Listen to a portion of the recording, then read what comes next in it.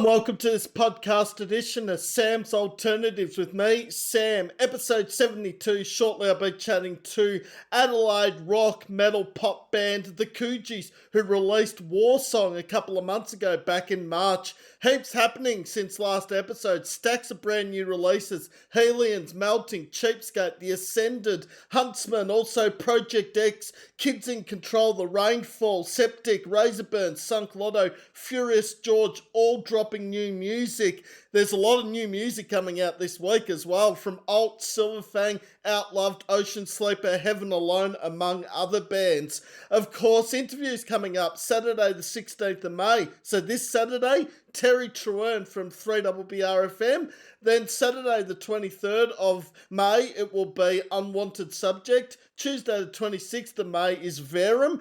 Tuesday the 2nd of June is 51st Avenue. Tuesday the 9th of June is Deep Majestic Thunder.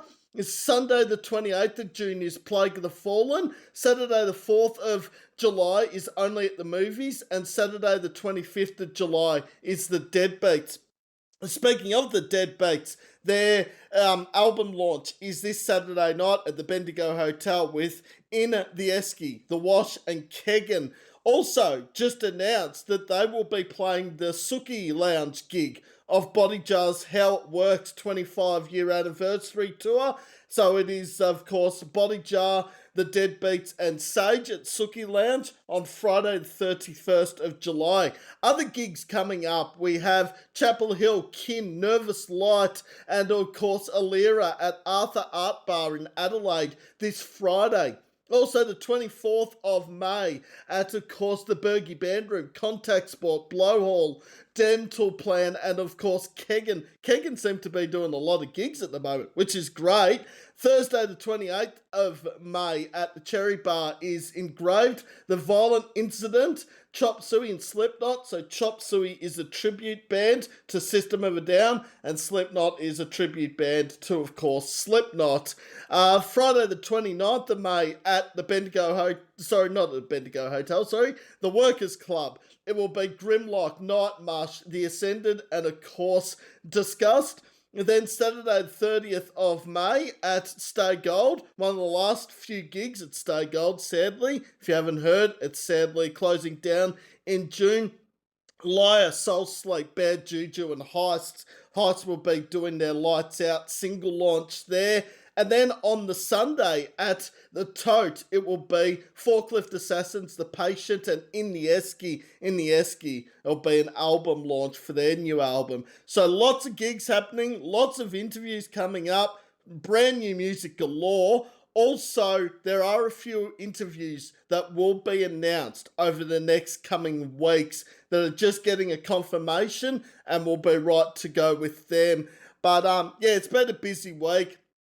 Lots happening. I've got a gig Thursday night at the Workers Club, Forklift Assassins and Munted Chunts, and then of course I'll be going to the Deadbeats Unbroken album launch at the Bendigo Hotel on Saturday. Chasing Lana are touring around the country as well. Also, Product of Neglect, The Nameless, also Burn the Kingdom, and of course the band Hate Complex will be playing the Revolver Band Room on Saturday the 15th of August. So there's a lot of gigs about to be announced or have just been announced. So as I say every time, please do get out there and support the live music scene as much as possible. Get down to Stay Gold. They've only got about 5 or 6 more weeks until they close the doors. For me, Stay Gold, still to this day, is one of the best venues I've attended gigs at in Melbourne. So many memories, you know, that's the first time I saw Disgust live, first time I saw Harrowway live, a few other bands I met for the very first time there as well, in Signals and Melting. So yeah, there's just so many memories from that venue that can never be taken away, and yeah, just one of my all-time favourite venues that I've attended very much weekly, nearly, at some stages over the last 3 or 4 years. Yeah, it's just an amazing venue. Hopefully, it will be like the Bendigo Hotel and the Tote, and someone else buys it and opens it up again. It is known to happen. There's 2 perfect examples of it, so yeah, hopefully someone will come along, put a bid in, buy it, and then it will reopen, and hopefully it stays sort of similar to what the way Stay Gold runs. But who knows in this day and age? But of course, I have been listening to the Coogees a fair bit. The amount of talent coming out of South Australia at the moment is amazing. You've got, yeah, the Coogees, Audio Rain, you've got Wolf and Chain, you've got bands like Storm the Crown, Seek Misery. Also, you've got bands like Signals, Kin. There's just so many to name. Discord, Gurns, yeah, the list is just growing by the minute. Of course, War Song and Anthem of the True Believers, two singles they've dropped this year.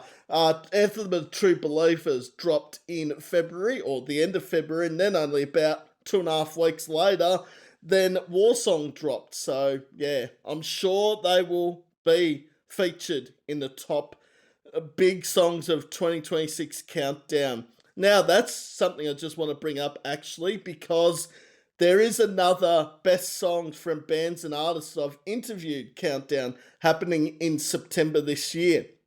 For those that aren't aware, I did one countdown last year where it was bands that I've interviewed over the last 6 years. This year, I'm going to do it again. It's going to be a few more songs than last time. I think last time was 1,000. This one's going to be 1,200.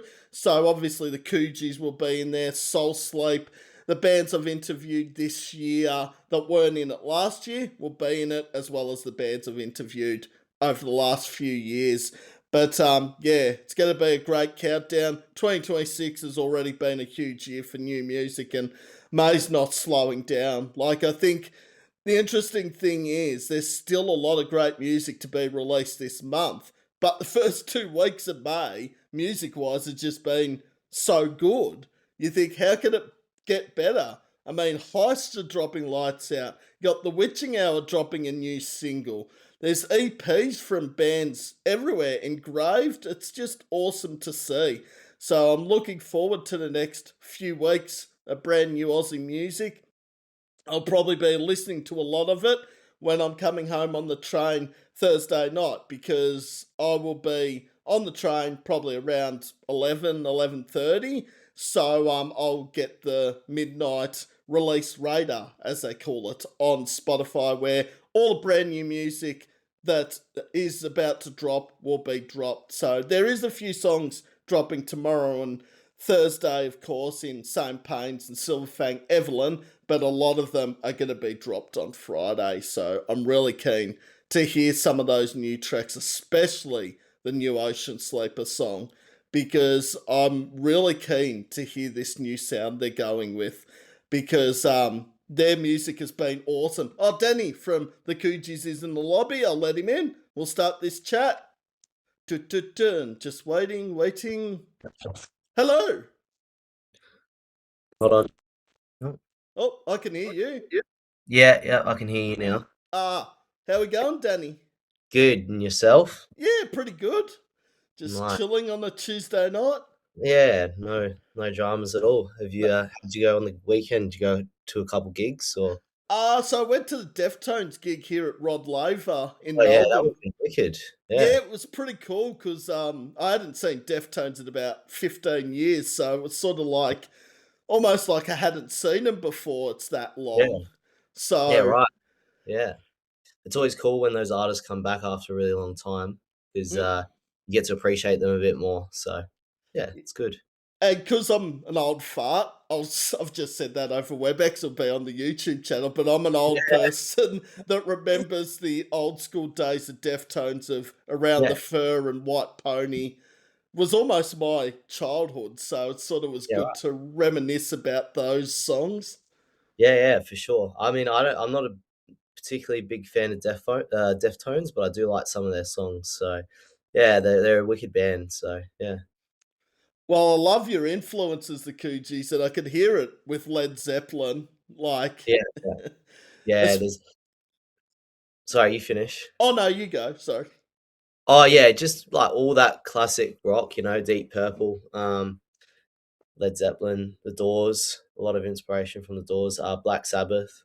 So they were sort of the main ones. I really like the Beatles as well. So yeah, they were sort of the foundation, um, of at least my songwriting, and everyone sort of likes, that style as well, so everyone plays in those fields, and it works with our members, so yeah, it's cool. Good Now, dynamic. now, it's an interesting thing with the Coogees because there's two brothers from the same family, and then there's cousins in the band as well. Like, Yeah, so, the name, the Coogees, so we're all Italian, and, cugino means Italian, cousin in Italian. So we sort of thought, "Oh, we'll just do a play on the words," Cooge, like Cougine, like cousin, so then we're like the cousins. Um, but yeah, so it's a good family band, good tight-knit, good bond, and yeah, it's good fun, we love playing, love getting out there and sharing sharing what's out on our mind, and hoping it resonates with people. So well, it certainly has with me because, as I do with every interview, I'm respectful enough to listen to the band's tracks before the interview because I don't want to be put on the spot and I haven't yeah, checked it out. Which, yeah, I know what you're saying. Yeah, yeah, but I really liked the EP with painted face and the Joker and 16 yeah, cassettes. I really liked that yeah, sound. But then when I heard want you, need ya, Anthem of the True Believers, I'm like, no, I'll just listen to the whole thing. Stuff the yeah, yeah, EP. yeah, yeah. Um, it's kind of funny because we didn't want to play to a click. We wanted to have that old school wavering feel to the recordings.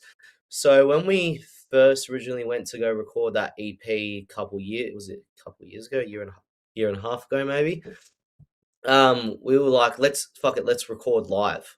So we smashed out rehearsals, got really, really tight, and pretty much did that one majority live. I think we just overdubbed the vocals and maybe some guitar solos. That was about it. The rest is like, and I still listen to it now. I'm like, they're great songs, and I wish we didn't have all those bung notes and stuff because, I mean, you guys might not hear it, but you can definitely tell just the increase in sound quality that we've got on our records later. So yeah, it was a cool experience, and we wanted to do a live EP, and that was always the goal. So we thought, fuck it, why not? And we were all pretty new to it, so it's cool when you listen to it. Like, okay, yeah, we that was pretty much live most of it. So yeah, pretty cool. And I love that why so serious at the start of the Joker. That just Yeah. Oh, it's great. We love trying to throw little, like, deeper messages and stuff like that, and little stuff, like that catches those little layered effects and stuff like that. So, it's good. It's good fun. I like writing music. And there's a lot of good talent. I mentioned just at the start before Danny jumped on that there's a lot of great talent coming out of South Australia at the moment in so many Yeah. different genres. It's really good to see.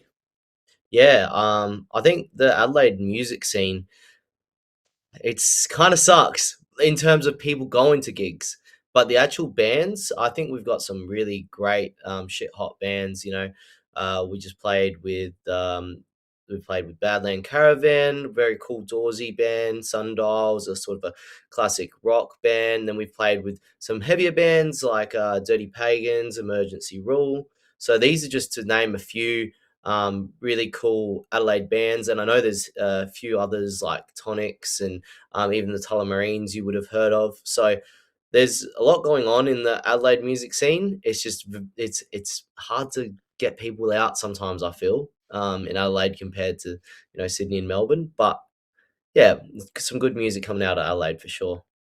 It's the thing I keep bringing up, Danny, with the interviews and chats is how do we fix this situation with the getting people out to live music? Yeah, it's one of those hard things because I saw someone put up a post saying people should be, the artists should be charging a little bit more for people to come out to their show. And look, when you put it in perspective, most local bands are charging $10 to $15. You go buy a beer at the bar, that's one. Then you might get around you know, that's $30 later. So why doesn't the artist deserve, a couple beers? So that's where that hard thing goes with, the pay, like bands getting paid enough and trying to not scare people from coming out, because then, they see a 25 $30 ticket and they start going umming and ahhing, and there's a little bit of hesitancy. And I think it's got a lot to do with just as well the standard of living at the moment. It's really hard to get people to come out. But you know, you've really got to push and just try and get people out. I mean, we've had some good turnouts, so it's not dead, the scene, at all. But I think there's a lot of options at the moment, and a lot of people don't have the money to necessarily go out all the time to go to all these events. I think that definitely hurts the music industry a lot. Yeah. And like as you said, with the standard of living, people are struggling to put food on the table or pay the rent or electricity, gas bills. They're the main things that you need to pay. Yeah, and mortgage and interest Mm. rates and stuff like that. So you see some of these like massive artists like Megan the Trainer, and I think Post Malone cancelled his tour.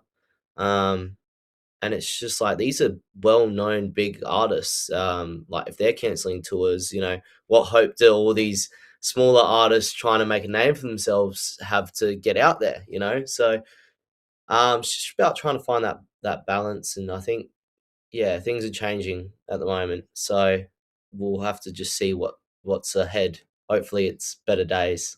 Because there are a lot of gigs that have just been announced or about to be announced that I've seen, and just like, if I know I'm going to go bankrupt, I know where the money's going to go. It's going to be on these live gigs, and it's just like, Yeah, yeah, like there were three announced today within yeah. like 2 hours. Like Lamb of God and Trivium are coming to Oh, okay, Australia, there you go. Yeah, and there's a couple of local bands that have just announced tours literally in the last 24 to 48 hours. Like, yeah, yeah. this might be a A point bit where I might have to say no to one of them. Yeah, well, that's right. That's where it's like you gotta weigh it up.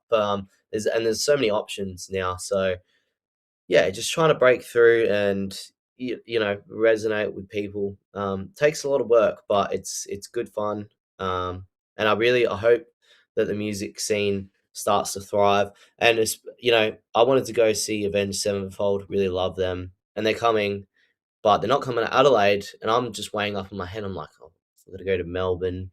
There's flights there and back. There's accommodation. Then I've got to get food, and so it makes it hard to justify. Then you've got to pay for the concert ticket, so it's like you can't.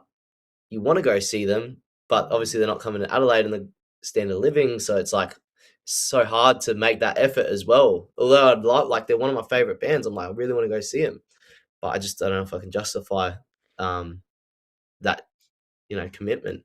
So yeah, Yeah, and that's where I think it's a bit unfair, and this is another topic that could be brought up in any number of chats, but they always go to Melbourne, Sydney, and Brisbane, and I yeah, feel like Adelaide, the Perths, even Tassie to some yeah, extent, miss yeah. out every time nearly. Pretty much, yeah. It's pretty annoying, but what are you gonna do? I mean, I guess they do their numbers, and we recently did ran a festival. I don't know if you saw anything about that. Oh, Coogie Fest, I think it was Yeah, called. yeah, Yep.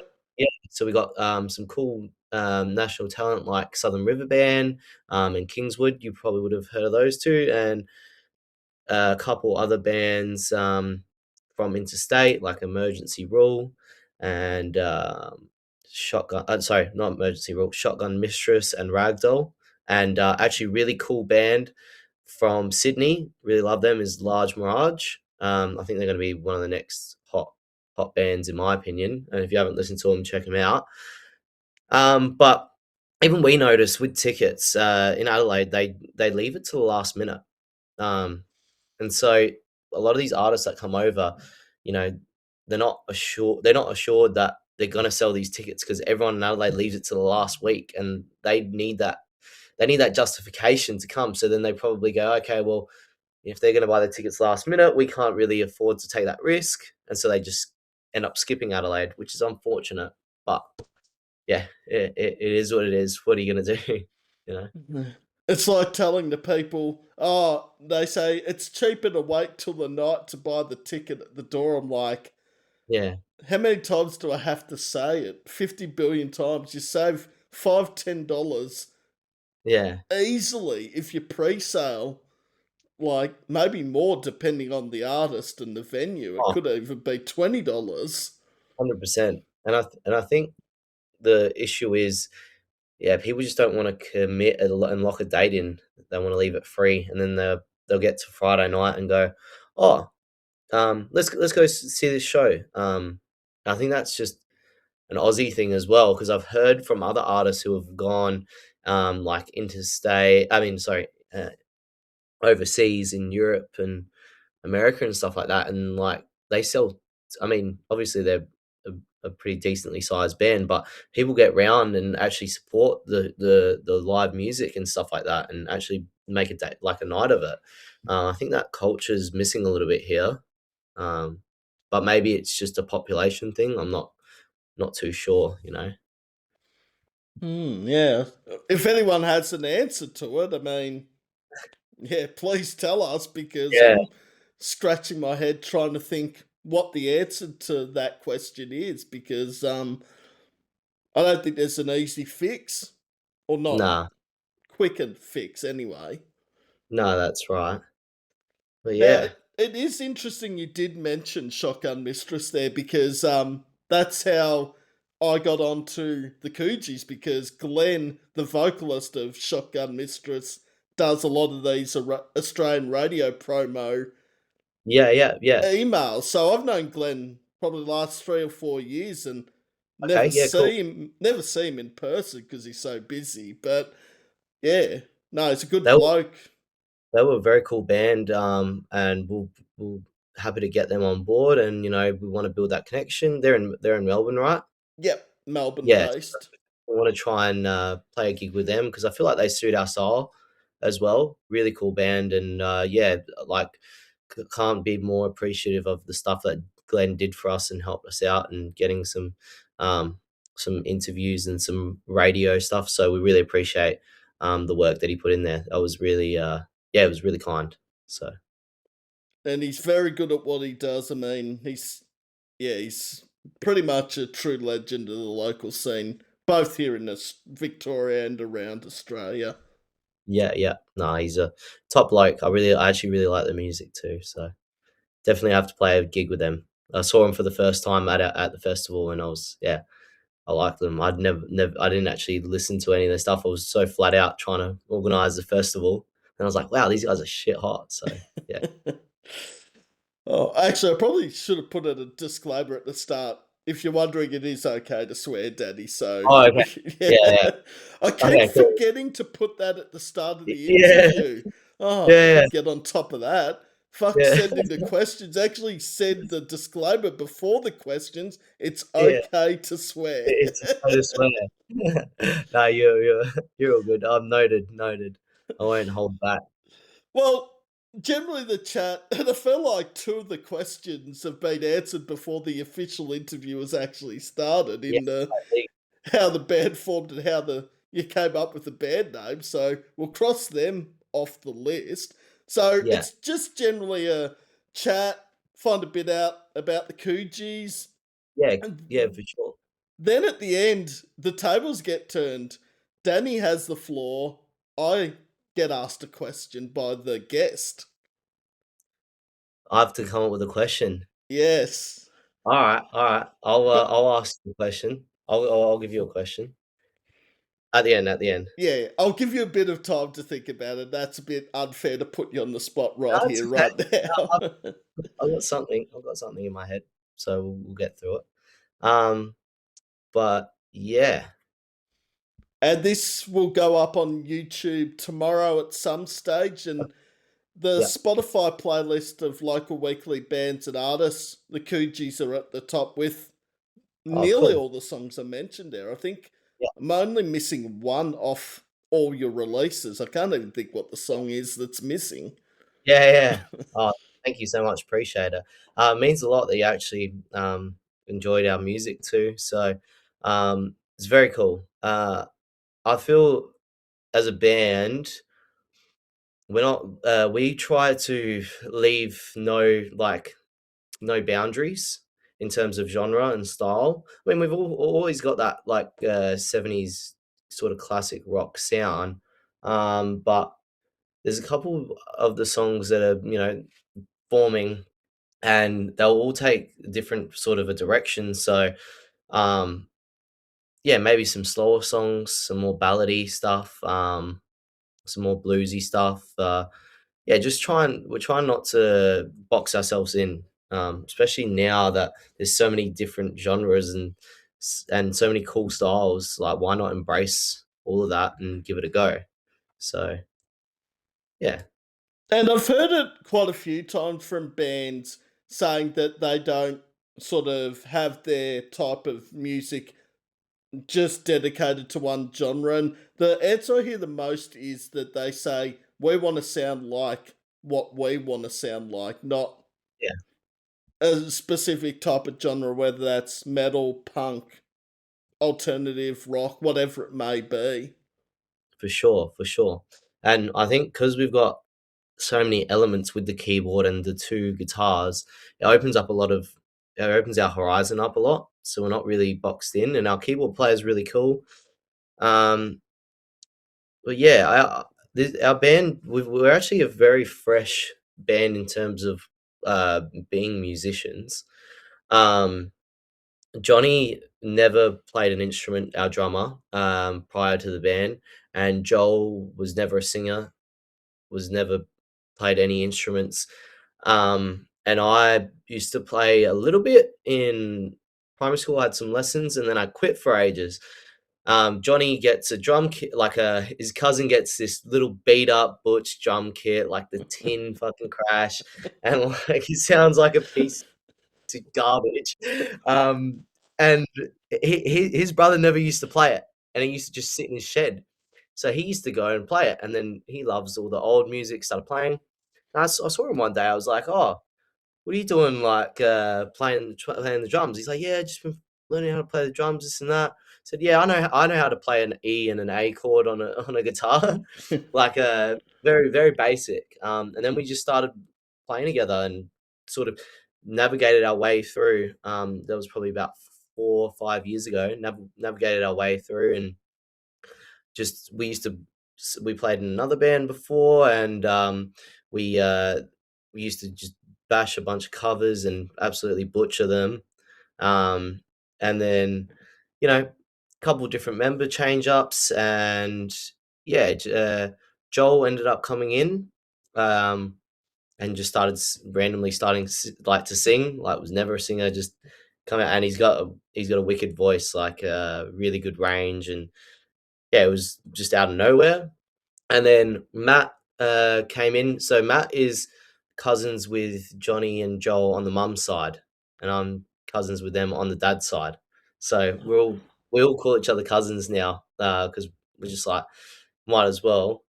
Um, but Matt actually has come from playing like really heavy metal, like death metal, or progressive metal. I can't remember. So having that element as well infused into this sort of 60s, 70s band also just like changes up the style completely. And yeah, Andrew on the bass, he's the best guitarist of all of us. He plays bass. That's usually how it goes. The best guitarist always plays the bass somehow. Um, yeah, really. And Jay used to play um, bunch of cover bands and a bit of a original band back in the day. So yeah, it's cool little tight knit band. It's good fun. Everyone, when they watch this back, they'll hear Danny going, "Oh, all bass guitarists are the best." They're like, "Did Sam just slip him $100 note under the WebEx camera to say that?" I'd be Oh like, no, it's so true. The bass players are always the best musos. It's so weird how that always happens. I don't know how it happens every time, but yeah, Andy's very knowledgeable. He was actually guitar teching for Living End not too long ago. So "Oh yeah, wow, it's yeah, it was pretty cool, and he does a lot of, like, backline work and stuff like that. So yeah, he's pretty deep in the scene, and he also comes from a metal background too. So both Matt and Andrew have really dialed back and infused their metal into the sort of classic rock. So it's cool. I reckon a lot of the classic rock bands probably were influences for some of the biggest names in metal. Like, I reckon, you think of Led Zeppelin, like, I think Led Zeppelin, I was a massive fan of because my uncle always used to play Stairway to Heaven on repeat. Nothing else from Led Zeppelin, not an Oh yeah, immigrant song, not, yeah, Black Dog, nothing like that. It's just like yeah. Stairway. I'm like, "Oh, can we Uh, please play something else off the album?"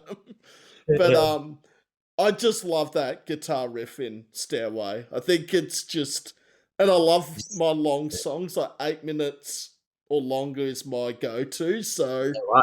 Right. You like there's Since I Was Loving You was another long Zeppelin song, which is cool. And they do a few really long drawn out songs. Trying to think of what bands back then really. I mean, Pink Floyd did some really long ones.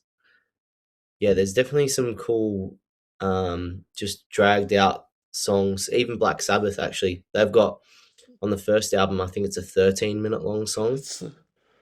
it's Yeah. I think it's called. It was a God, I can't even remember. But off that first, I really like that first album. It's got some really good songs on it. see for me, Black Sabbath, because I'm a massive Faith No More fan, and when I heard my pattern do the cover of War Pigs, I think Yeah, War Pigs is still my favourite Sabbath song. yeah. Oh, you can't really go wrong with it. It's a great song. Yeah, But then I did the first Sabbath song I heard was obviously Paranoid, which is probably yeah. the song everyone got introduced to Oh, from 100. Sabbath. Yeah. I uh I actually really like Sabbath. Yeah, I love all their albums. They got some great songs. But yeah, everyone knows those couple of hits. But War Pigs, in my opinion, is just yeah one of the best songs ever written. I never listen to it and get sick of it. I feel. No. And then I thought no one could do as good a version, and then Faith No More do it. Yeah, Not better than the original, but definitely but did it justice. yeah. Well, there's so many covers that bands do that you know really make that song that next level, or they put their own sort of style on it. Um, we've actually got a cover in the works at the moment that we're going to be releasing pretty soon. We're just our sound mixers producers away at the moment, so when he gets back, he'll be finishing that one off.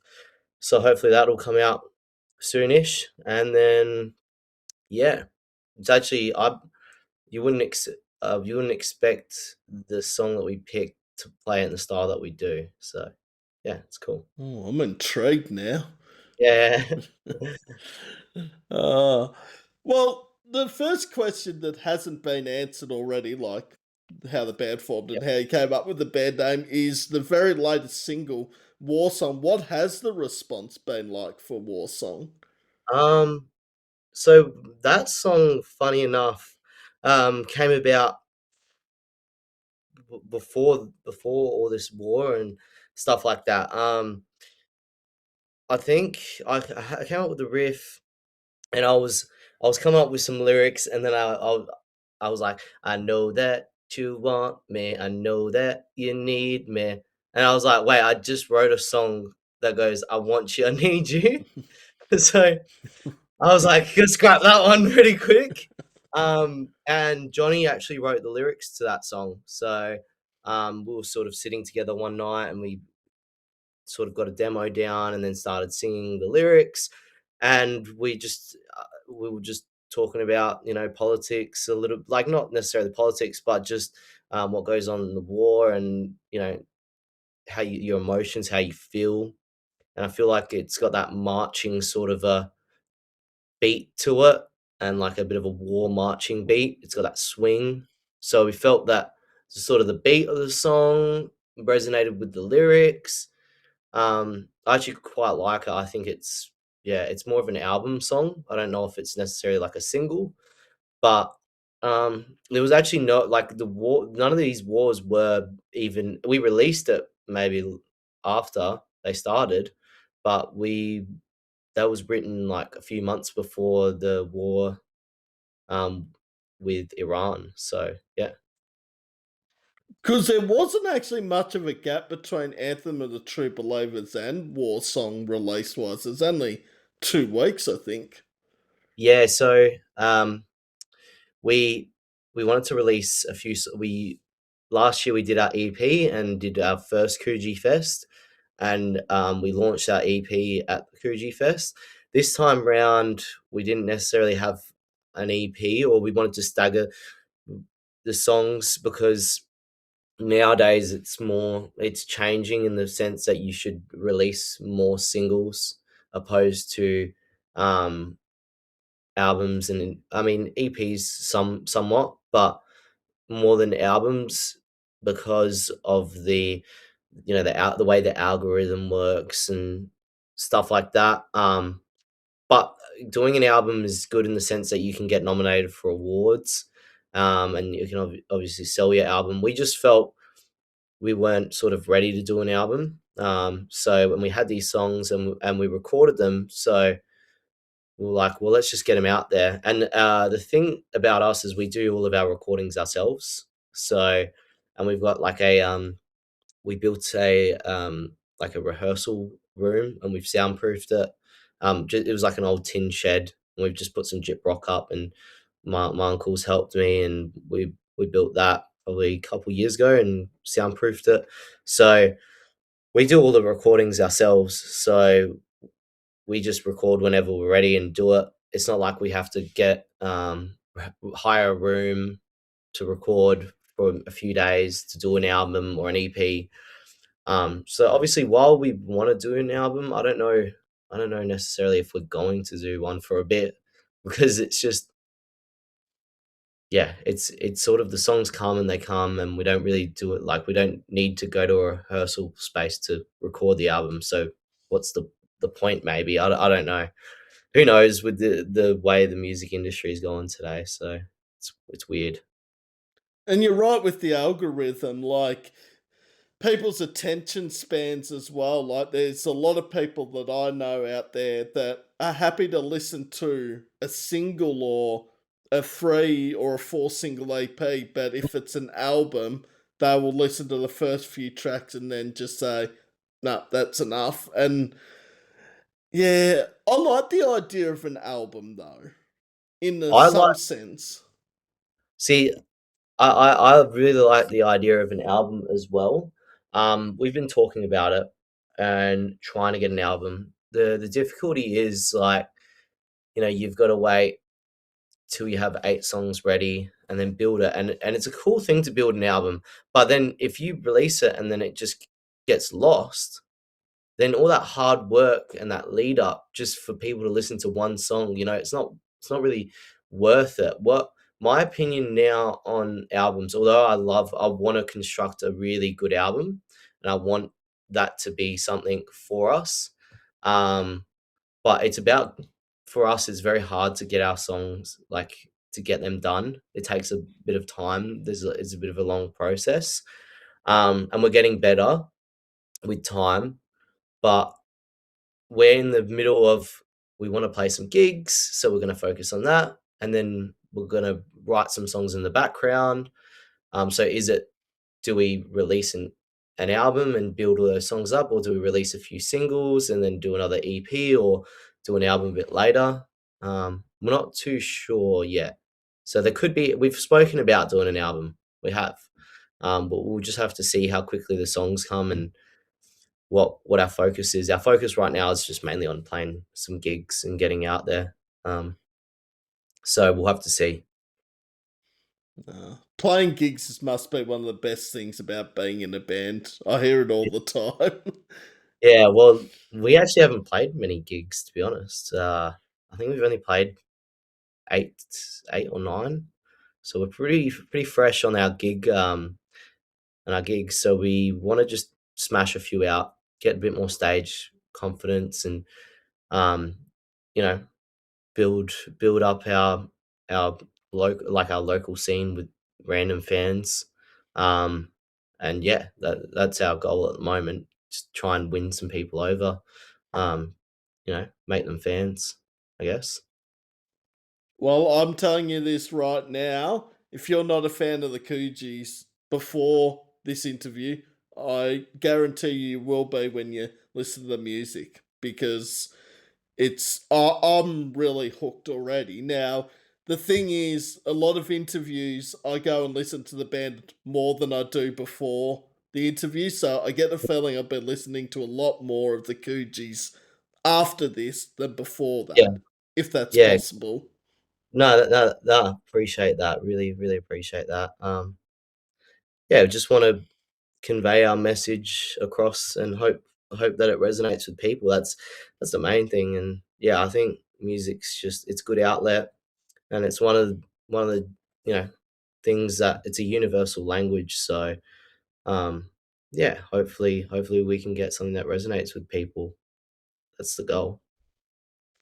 All right, the next one is the best review, mention, feedback yourself or anyone in the Coogies has received. Um, hmm. Are you talking about me as a person or as a band, sort of?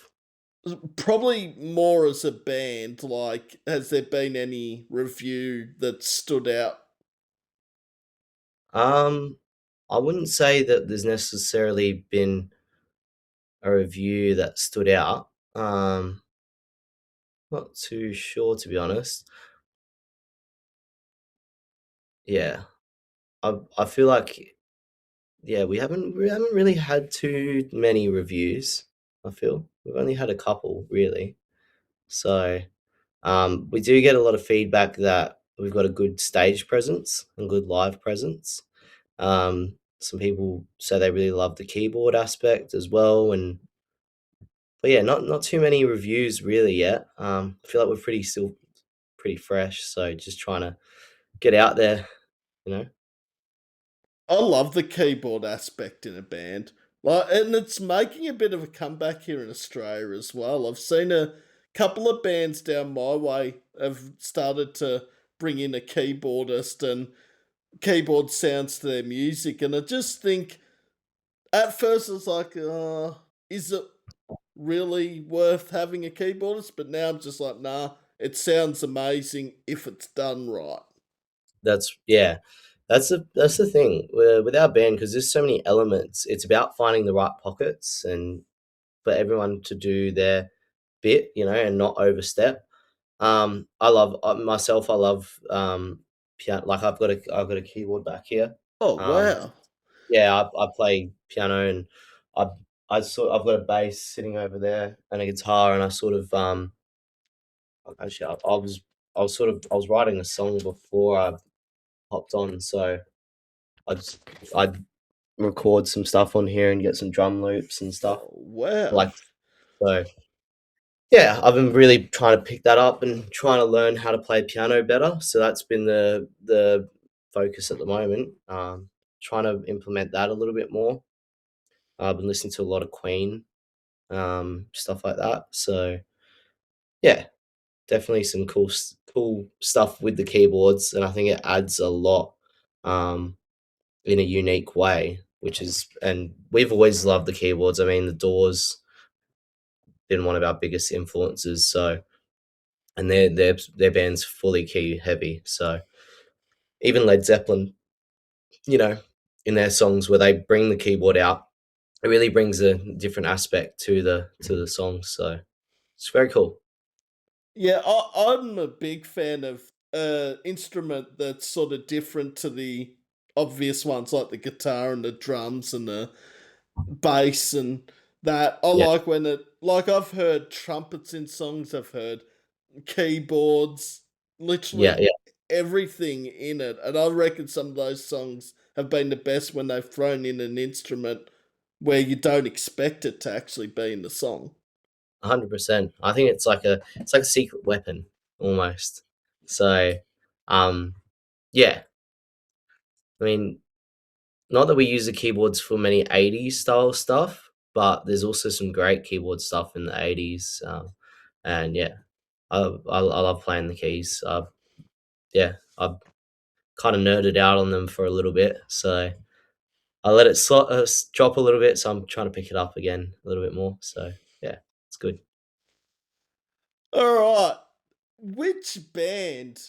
So you get the phone call from a tour manager or a promoter, and they've got this band saying they want to play a gig with you. You're the support act. Yeah, Which yeah. band would you love to play as a support act for? Are you talking about just worldwide? Worldwide, Australia, Oh, any. you can't really go wrong with AC/DC, to be honest. That's a Uh, pretty bloody good answer, Daddy yeah, Green.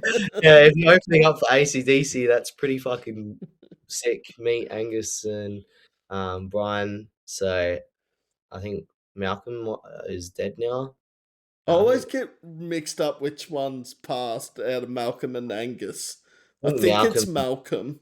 recently, and Phil Rudd, the drummer, I don't know if he's still around, but yeah, definitely one of the all-time greats. They're a big influence too. I mean, not that we write many songs in sort of an AC/DC style, because the thing about writing songs in AC/DC style is that there's already AC/DC, and they do it unbelievably well. So it's hard to just write a AC/DC song, you know. But yeah, that would be a really good one. I mean, more of a local level.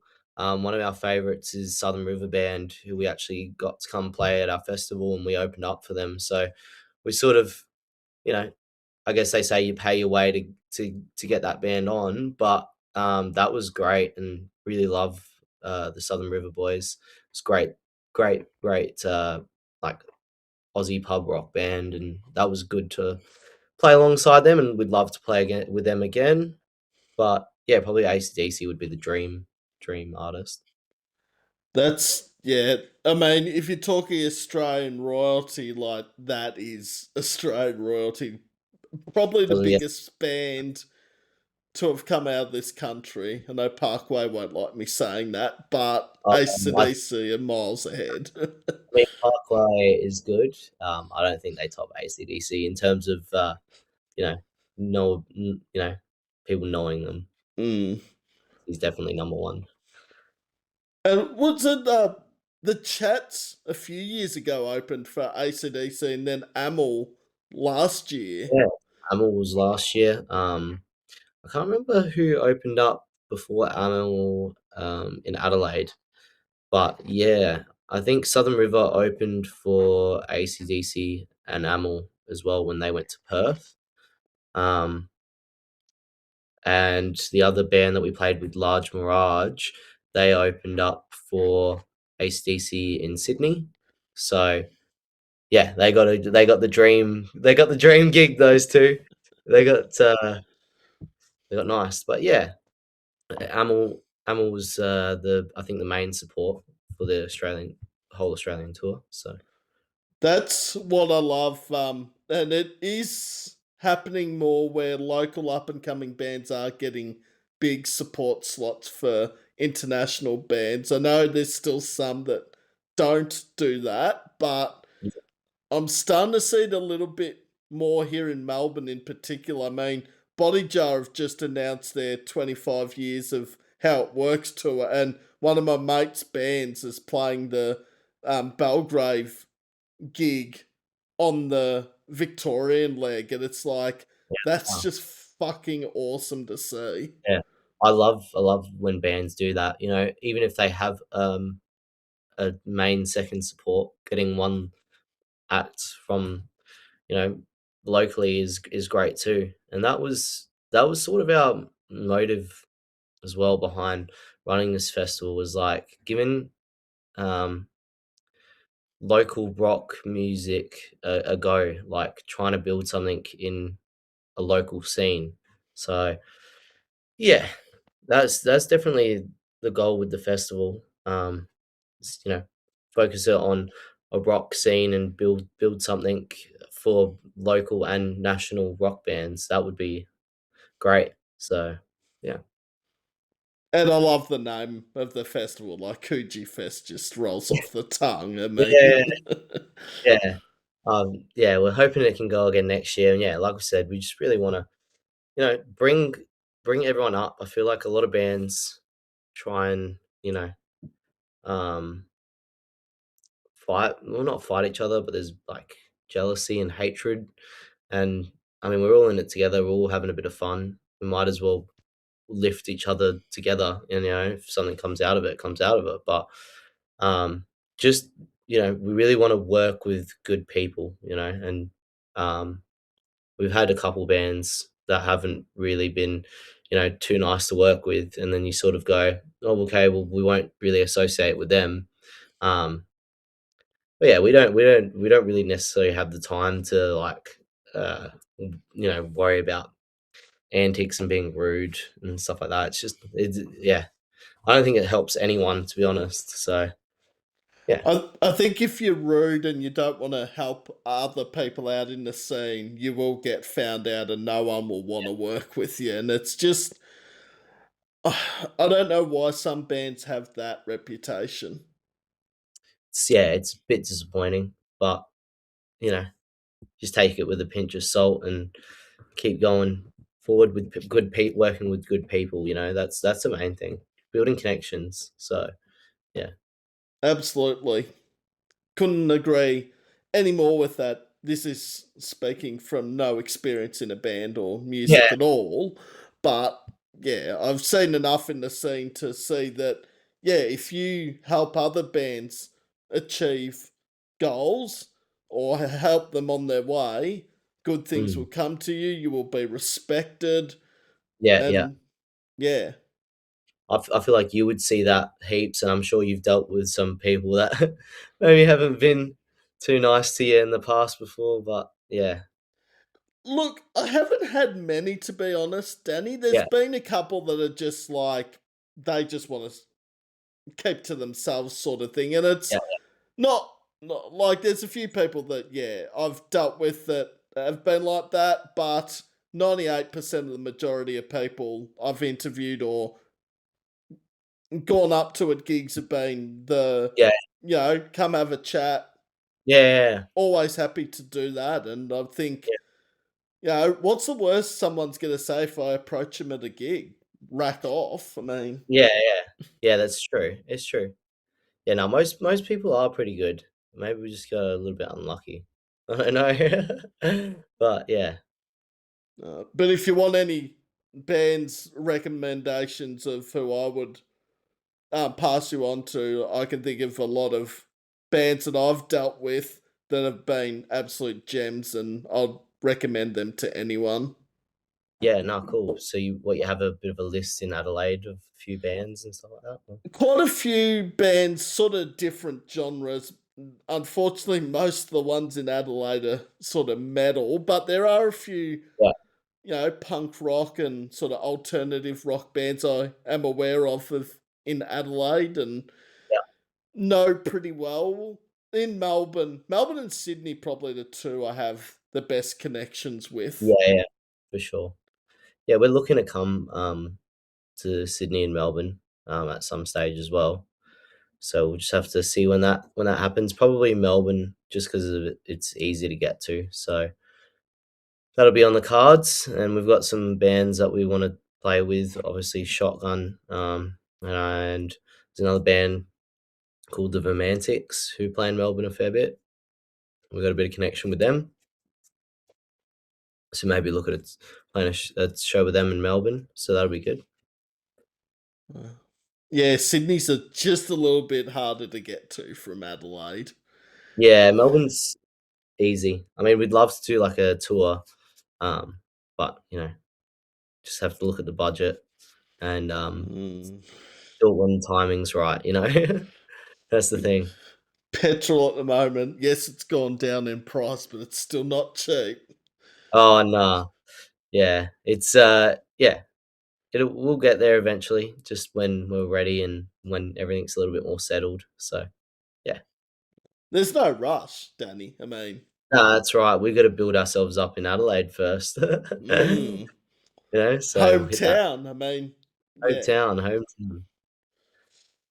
Ah, favorite song to perform live. I know you haven't done many gigs, but what's been a song you've enjoyed performing when you have?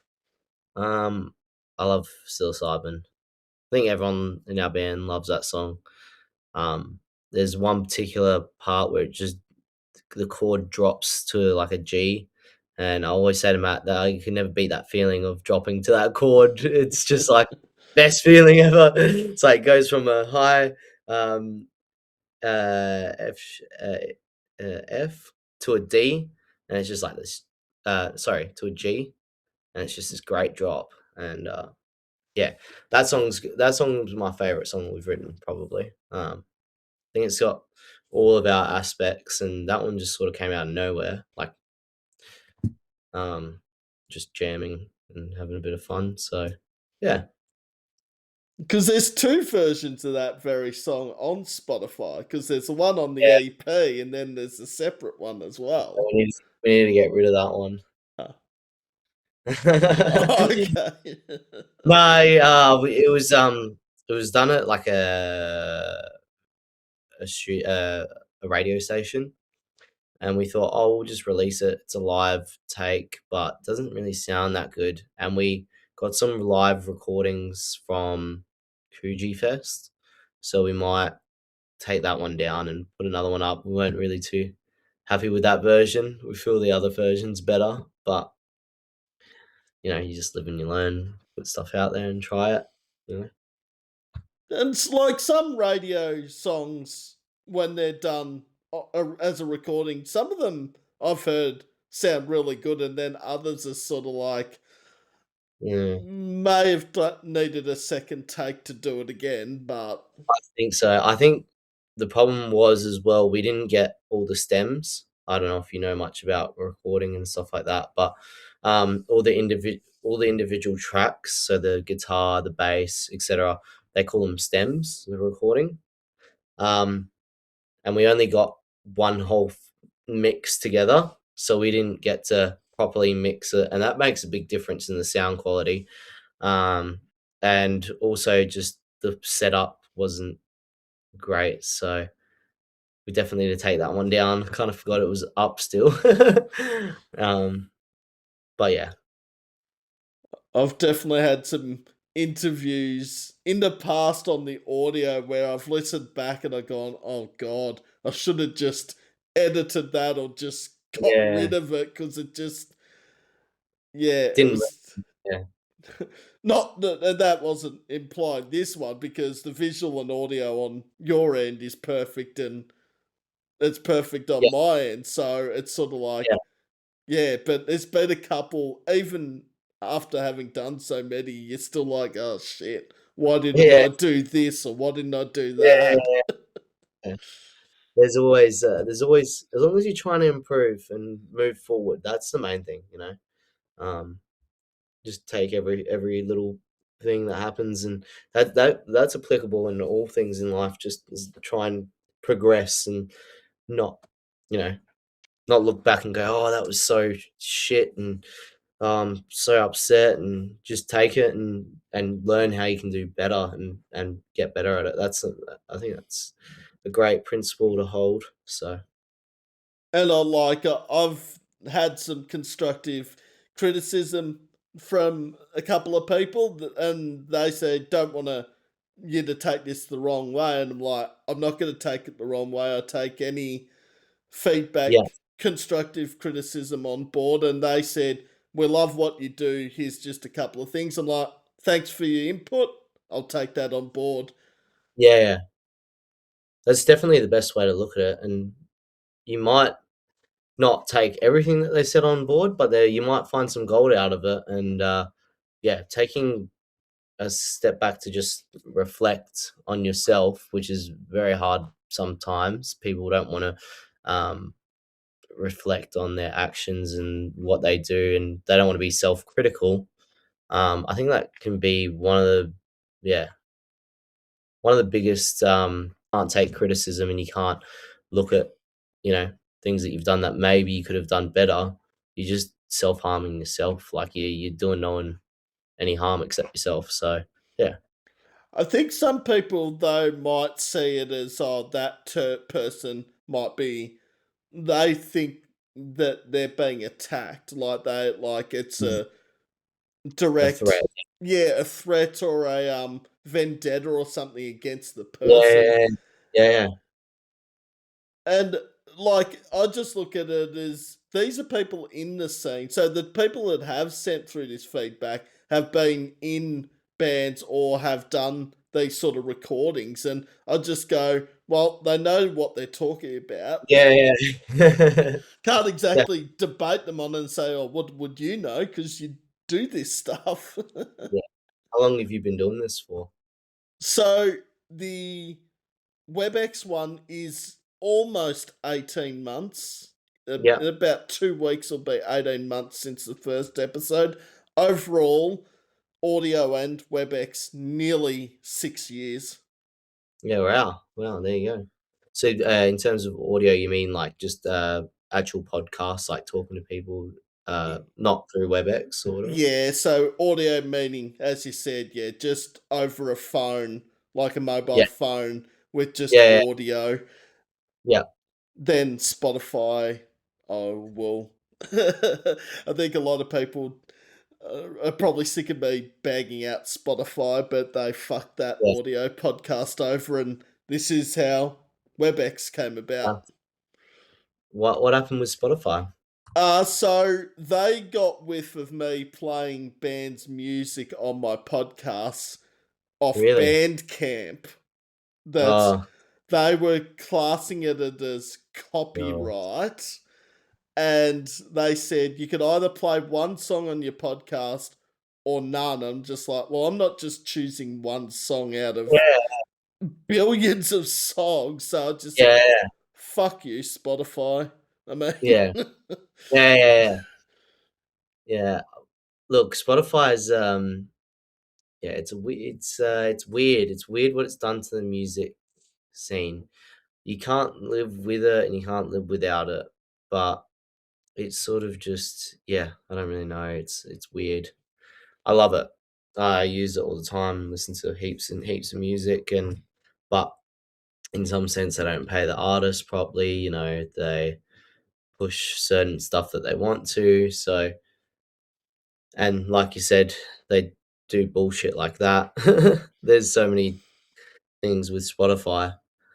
But yeah, it's really a asset and you know a threat at the same time. But well, not a threat, but yeah.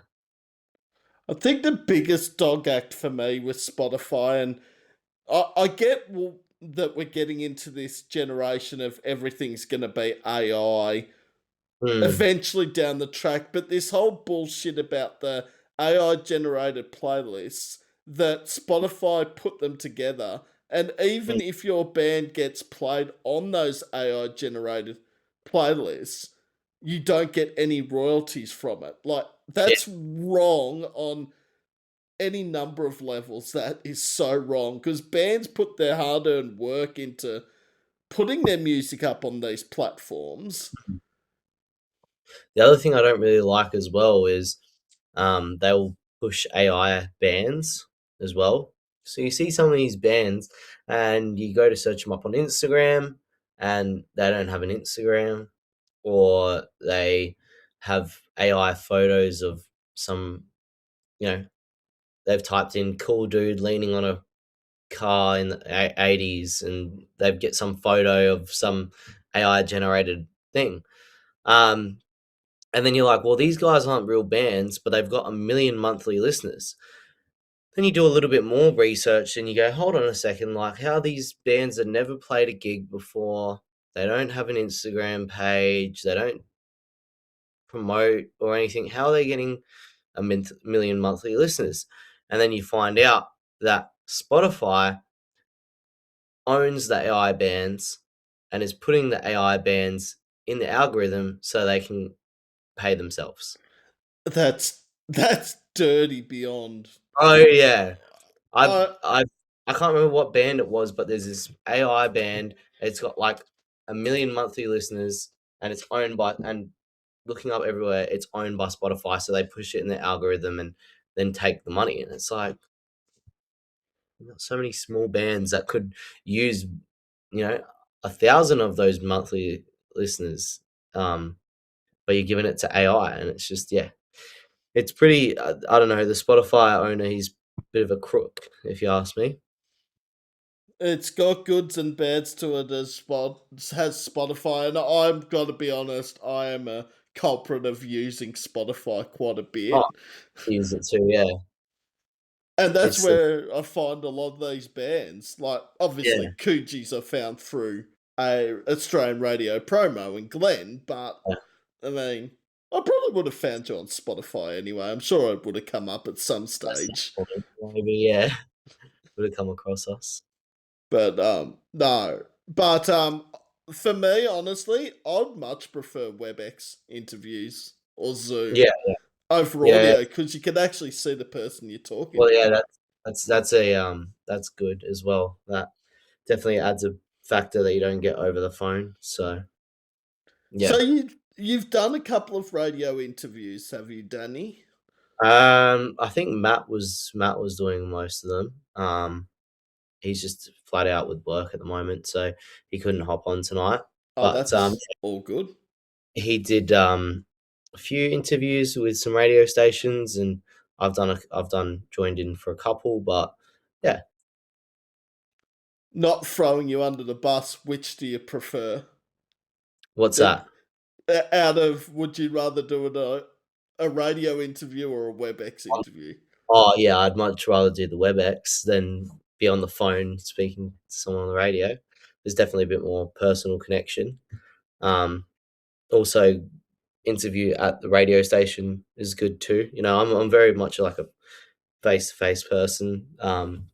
So having it not over the phone definitely is a benefit. And I guess we're going to say thank you to technology for that, which is one of its good features. So Well, technology and me are actually been friends the last week because I nearly lost last episode's oh no, recording, but I forgot that you could go to the WebEx hub and it's got all your recordings there if you've oh that's so cool. saved it to such and such. And I looked down like, please be there, and it was right there. I'm like, how hard is this going to be to download? And it took like 10 minutes. Yeah, that's great. Yeah, So now I have learnt from that. I have recorded it to my computer tonight. yeah, you're all good. You're all good. But Uh, yeah, no. There's it's been great. some errors over the last 18 months, but Oh, yeah. mainly just small ones. I should do a blooper YouTube episode. Just all the little things that go wrong. Yeah, Oh, it'd be good. entertaining because there'd be a Yeah. lot more swearing than what there has Yeah. been in all the other episodes. Uh, might get uh, some traction from it. yes. Might also get a few people saying, I've never heard you swear this much. I'm like, yeah, Yeah, you haven't seen when the cameras are off. yeah. You haven't seen when the bullshit goes down and everything's not working. Yeah, Oh, but nah, it's all a bit of fun. And, I don't take myself too seriously as an yeah, interviewer. I yeah. shit stir myself like there's no tomorrow. Yeah. Nah, I Um, just yeah. It's not even a job. This is just a passion and a hobby that yeah. I love doing. And where did that spur from? What made you so interested in all this stuff? Again, I hate mentioning COVID, but it has to always come up in Yeah, this right. answer. So I don't know. I know in the email that Glenn sent me, it still had me as doing a radio show. I think Glenn hasn't realised that that radio show doesn't exist anymore. Yeah, So originally, I did a radio show at a radio station here in Gippsland, where I live, about 10 minutes out of town. And yeah, due to COVID, the radio station had to close due to lockdowns, restrictions, Yeah, and all that. Then came the thing about a mate showed me how to do a podcast. Like he'd done one yeah. on a SoundCloud file, it might have been. Yep, And yep. I said, why don't I just do one episode and see There you go. how I go? So I did one episode, listened back. My honest opinion, I don't know what the fuck I was thinking listening back to that episode because it was not that good. Yeah, Uh, it was pretty. thankfully, it was just me on it, Yeah, and I was like, "You sound like a fucking idiot. What you're yeah, talking about?" And then I'm just like, "Oh no, I got to give this another go." yeah, yeah. And then, Also, oh, sorry, you sorry, go. something must have just struck you about that video, even though it was just the rawness maybe that drew you to it, and yeah, I think it was also the fact at that time, Danny, I was sort of also like, I didn't actually know how long the radio station was going to be locked down because, well, yeah, COVID, no one yeah, knew how long it would yeah. No one last. knew anything. Yeah, So I'm just like, no, bite the bullet, start this podcast. Originally, it was just going to be promoting and playing Australian local and upcoming bands. And then a mate goes, do you want to interview us? yeah, yeah. I'm just like, oh, why not? And then, yeah, haven't looked back since But that from very there, day. yeah, nice. Have you always been into like the local music and local scene, or I have in the past, but probably not to this degree yeah, as yeah, much now. Like, I feel the scene here in Australia at the moment, this year alone, I know we're only in May, but the music's just been that fucking awesome already. And I yeah, feel like it's only going to get bigger and better the next 2 or 3 months, looking at who is dropping new music soon. So, yeah. I'm really looking forward to the Aussie music scene making a comeback. I hope it does because yeah, there's some great for per capita. We have some great music, like always have. From the '70s up until now, there's been so many great bands that have come out of Australia, and I'm really hope that the music scene keeps thriving and growing, and some recognition comes to just getting out and have like even myself. I never used to really go to local gigs, and since obviously playing in this band, I've definitely gone out to some more local gigs, and like, man, there's so many great local bands, and like it's just good energy. Everyone's nice, it's good vibe.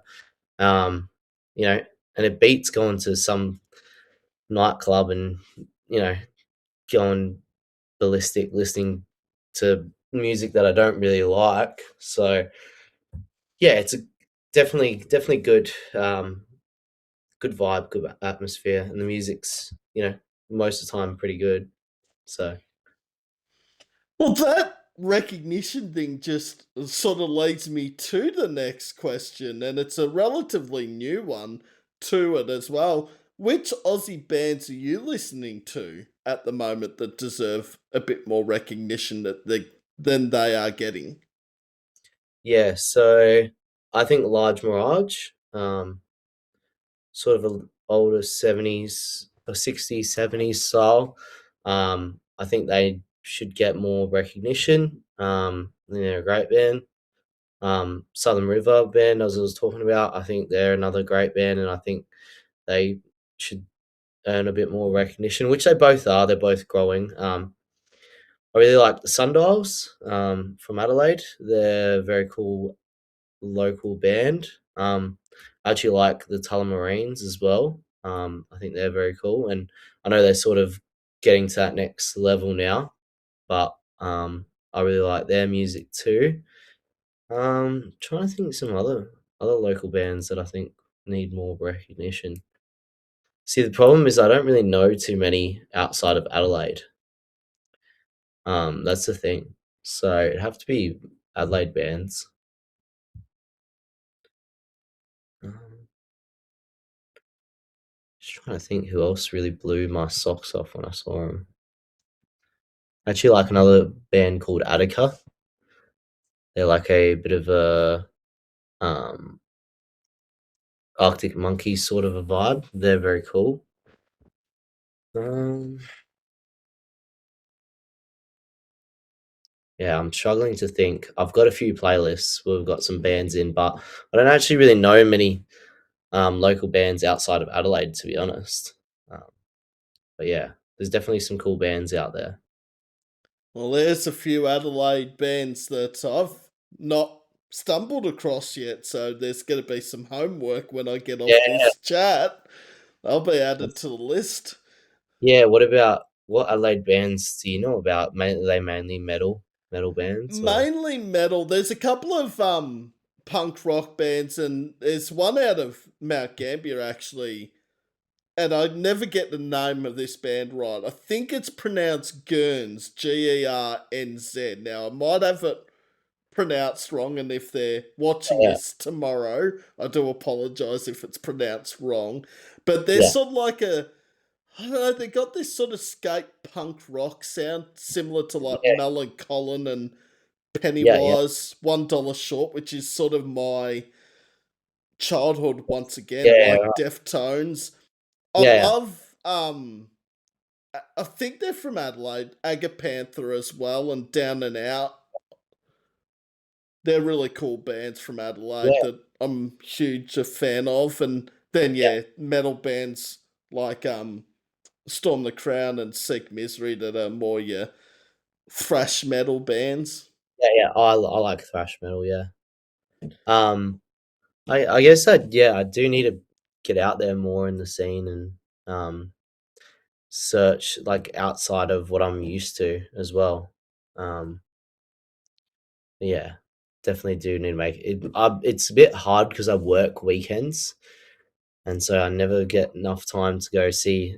And if I go out, I'll see like the headliner, and that's mainly maybe it, which sucks because I like would love to just not work the weekend and do it, but it just works with my study at the moment. So hopefully, coming next year, I'll be able to get out there a little bit more and go to some more local gigs. Sometimes it's just hard with timing, you know. So And the annoying thing for me, because I work in hospitality and a casual yeah, worker, same. it's sort of hard to get out. Like, for so long, I had to put in leave or unavailable to go to gigs on Saturday. But for some Yeah, reason, at the moment, the last 3 months, I've only worked 1 or 2 Saturday nights. And it's like, right. all of a sudden, I'm going to gigs on a Saturday Yeah, night, which is unheard of. yeah. Well, it's yeah. I work hospo as well, so I work weekends. It just like I said, it works for me while I'm studying.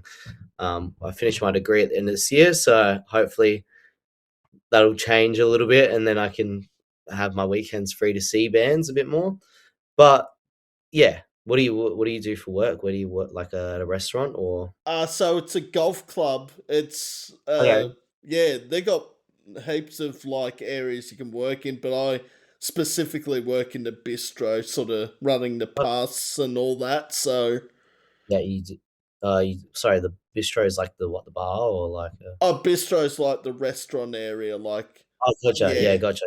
Sorry, yeah, gotcha. I think maybe we use different words in Adelaide. I haven't really heard bistro before. Yeah, a bit No, like it's like New South bistro. Wales. Is it New South Wales that call potato cake scallops or something? Really? Is Yeah, it New yeah. South Wales? I think I've got the wrong word, but they I know what call. I know what you're talking about. Yeah. Um, I know what you're talking about. No, I think it might be scallops. I think it was potato scallops. I don't know. Anyway, there's so many weird things with the language, and everyone's different slang and stuff. So Well, we used to live in New South Wales, and for so many people, Newcastle is pronounced Newcastle, but we used to yeah, call it Newcastle, and we get the weirdest looks, and we're like, Newcastle. Newcastle, and they're like, no, Yeah, Newcastle. I'm like, it's spelled as if it's castle. Oh, yeah, no, we call it Newcastle, yeah. And even the hometown where I live, everyone spells it wrong. It's spelt Really? Warragul, Warrigal. Everyone spells it if it's Warrigal Road. So Oh, Warrigal. I'm like, yeah, no, wrong Warrigal. uh, So yeah. that's English language is a funny one, that's for sure. oh, certainly is, and but it's like I'm sure you would get it as well, Daddy in hospo. People saying, "Can I have some ketchup, please?" It's like, Yeah, can you just say tomato sauce? yeah, that never hurt anyone. Yeah. So what sort of hospo work do you do, if you don't mind me asking? Um, so my cousin, the drummer, owns a pizza bar. So I've been working there while I was finishing high school and been working there while I'm at uni. So yeah, he owns a pizza business, and I've been working there while I'm finishing my studying. So yeah, I do that, and then I work in a warehouse during the day. So pretty full on. Yeah, at the moment doing uni full time, but just looking to get it done, and then ease off a little bit and enjoy myself a little bit more after this. So I'm honestly surprised you had time to do the interview tonight. I mean, if you yeah, working two jobs, studying, yeah, playing football on the weekend. Far out. yeah, Where's your free yeah. time? Well, yeah, I don't really get much time really. I love it though. I love filling up my days with stuff, and I just happened that I had a little bit of time off today. Like I was working last night, so I couldn't make that work, and Saturday I had footy. So yeah, it's hard to find time, but when I can, I do try and find that time. So it's good. I feel like tonight, in a sense, probably would have worked better from the start anyway, because, like, with the gig I was going to, your Yeah, footy, I don't. Like, it could have worked, but it felt yeah, like it probably would have been rushed and not as much in depth yeah. conversation. Probably a little bit forced, maybe. I feel like this is better to just postpone it. Um, Probably suits both of us better, and yeah, actually get to have a proper conversation. So And I feel like the time's just done what it does every time, just goes yeah, before you know it's even yeah, started. I know. It's like you just get lost. You can talk for hours. And I ramble on. I am known to do that. Me too. Don't you worry. Well, I've only got one last question, and I was going to say if there's anything you want to ask me, which you've already thrown in, which I love. Yeah, yeah. Where do you see the band in 5 years' time? Um, I I'd love to be like a touring act across Australia. That'd be unbelievable. That's a little bit ambitious, but you never know. So um, that would be where I'd want to see us in 5 years. A touring band around. Even just doing East Coast and Perth would be great, and that would be really fun.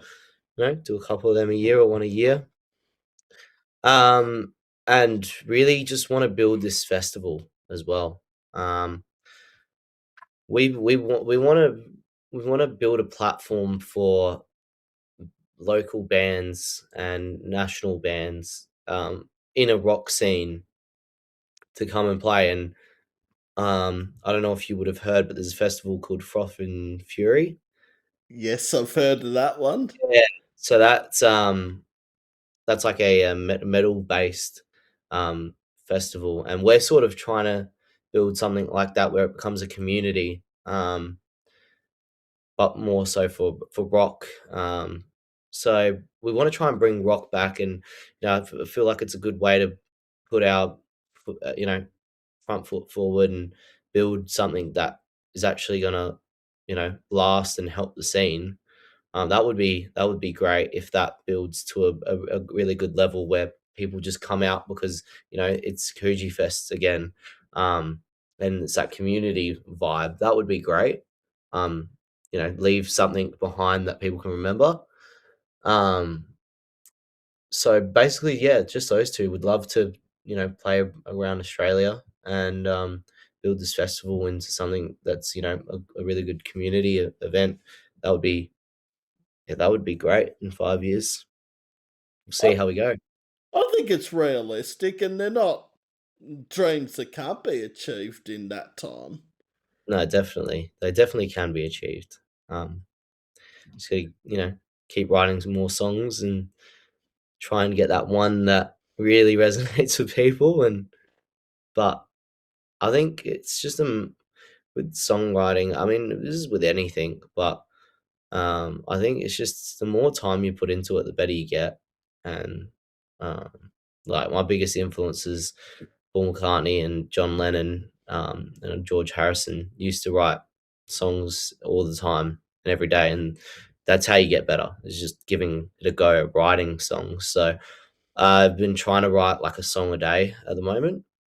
Well, doesn't always work out because some days are really busy. But whenever I get sort of a free moment, I'll try and just practice writing and practice using the computer and recording stuff myself, just learning and trying to get better. I feel like if you don't do that, then you're not gonna.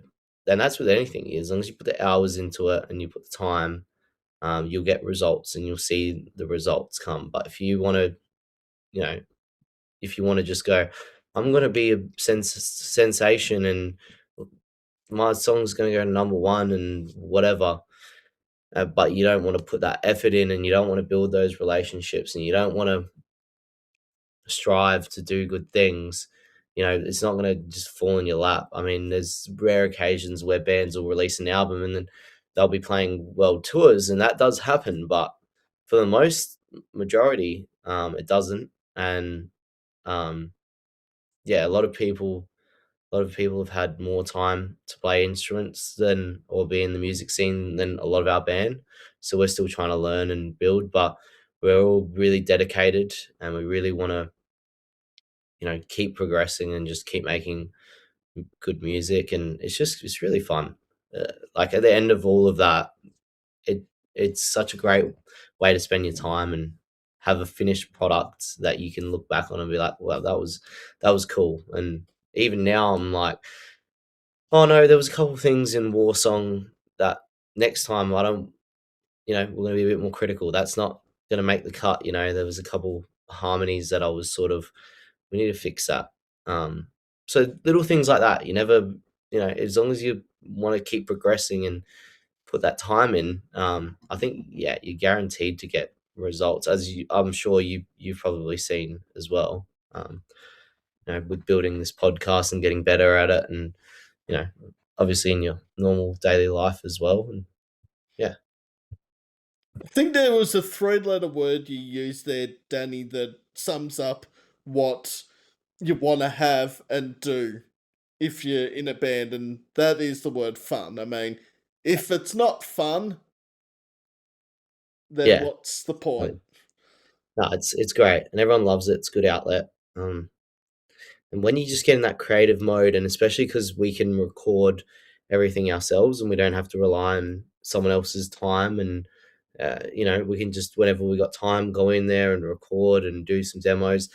And when everyone's there and ideas are bouncing and it's building, you're like, you can't beat it. And obviously playing live and seeing all your family and friends and you know all these random people that you don't know come out and enjoy your music, you're like, yeah, well, it's very cool, it's good fun. Like yeah, it's great outlet. And at the end of the day, if nothing ever came from it, I'd still be satisfied, because it's not about that. It's yeah, it's just you want to have good fun with good people and find something to do because working 9 to 5, it takes a toll. So having an outlet is great. So yeah, No, totally agree with that. It's yeah, sometimes working 9 to 5 it can get stressful, or it does some not sometimes, it probably always does get Yeah, stressful.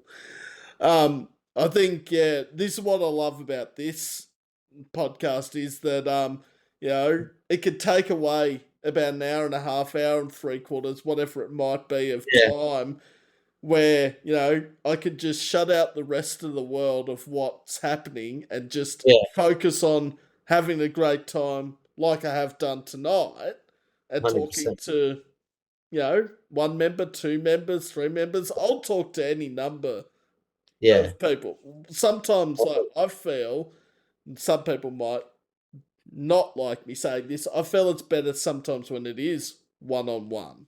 yeah, yeah. No, I definitely agree with that. There's different, you know, vibe when it's one on one compared to in a group setting.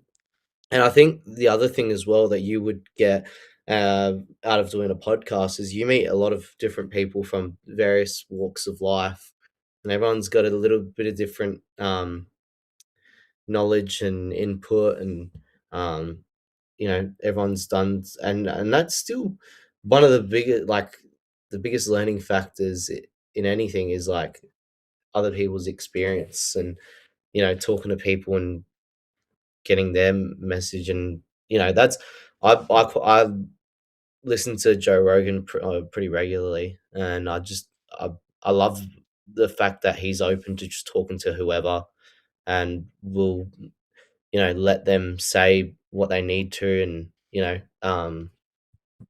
to speak to some really interesting people that you would never expect to like hear someone that's been to war or been a CIA agent or whoever it is, and seen some stuff that you would never come across. I think there's something to that as well because they've all gathered some sort of experience from that, and they're giving their message out, and I think that's yeah, it's very cool. And the amount of people and friends I've made through doing this and attending live music, like Oh I've lost count how many lifelong friends I've made in that time. But I mean, yeah, if it wasn't for that COVID, I can't believe I'm defending COVID here. yeah. If it wasn't for COVID, would this have happened? Would I have gone down this path? I don't know. Yeah. I mean, everything has there's always a purpose and a meaning behind stuff that happens, but you can't always predict it. So you would never expect it, you know? But yeah, wouldn't change it for the world unless someone said, "Do you want to do this instead?" And there was a good paycheck. I'm like, Yeah, sorry, I I know. shouldn't say that, but No, no, no. Don't. If someone came and said, "Hey, here's $1 million. Do you want to do this podcast with us?" Sign me up. oh, and Yeah. for me, it's never been about. Everyone's like, "Oh, No, it's when." never about that, but it'd be nice, wouldn't it? Everyone's like, "Oh, do you get any payment?" I'm like, I don't care about getting Yeah. paid on Oh no. YouTube. Listen, there's same thing in rock and roll. There's no money in rock and roll, but it'd be nice to get paid for it. You know, everyone always says that. Would be nice, but you don't do it for the money. You do it out of love. But if the money is a byproduct of it, no one's saying no ever. No. I don't think anyone would ever say no to getting paid to do what they love. So yeah. Oh, this is the downside of interviews, and I keep saying that after every interview is when the camera has to stop rolling and the chat has to end. I hate this part. I Yeah. don't like it. Unfortunately, there's when after the night, it's always day, and after day, it's always night. So And I would love to sit and chat to Danny for another hour and a half, oh, but obviously, yeah, given that you've it's got two getting a bit jobs late. at the Yeah, moment and studying, I think it might be time to say, all right. no, that's it. I'm happy. I think we got a bit out there, and that was good. That was good That was a good chat. I think, yeah, we'll wrap it up, I guess. Yeah, but Danny from the Coogees, it's been an absolute honour, and I'd have the Coogees back on any time in the future. Like, as I do with all the guests, I say, I haven't come across a guest where I'm just like, nah, one interview, that's it. Every Yeah, interview's like, I want that person back. yeah. No, I really appreciate that, and I really appreciate you, doing what you do for the local scene. I'm sure it goes a long way, and a lot of people really appreciate it. And yeah, thanks for coming and having a chat, or reaching out and having a chat. So I enjoyed my time, and yeah, thank you. Oh, it's been an absolute pleasure. There has been no issues on either end. I'll watch this back, and yes, I know I'll probably have picked my hair or nose throughout the Yeah. whole thing, but outside of that, Yeah, yeah, yeah. Outside of that, no, it's been good chatting. So definitely might have to tee one up and get in the future, and maybe if we come to Melbourne, we might have to cross paths. if Coogie's come to Melbourne, it won't matter who they're playing with, I will be there. No, I appreciate that, mate. But yeah, you have a good one. Same to you, Danny. Enjoy the rest of your Tuesday, Lovely and we'll time. chat again soon. Yeah. All right. Take care, mate. Will do. See ya. Bye.